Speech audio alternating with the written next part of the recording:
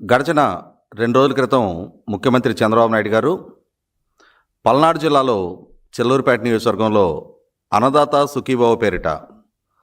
46,85,000 మంది రైతుల ఖాతాల్లో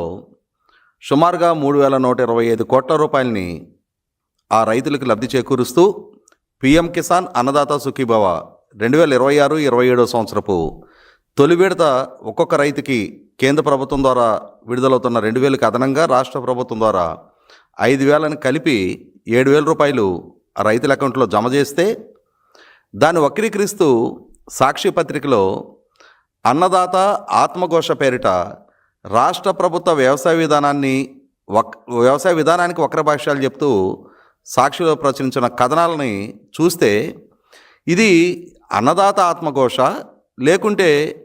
ప్రజలు అధికారాన్ని దూరం చేశారు కాబట్టి వైసీపీ లేకుంటే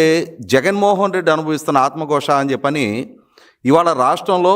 సాగు చేసుకుంటున్న ప్రతి రైతు కూడా ఆశ్చర్యం వ్యక్తం చేస్తూ ఉన్నారు.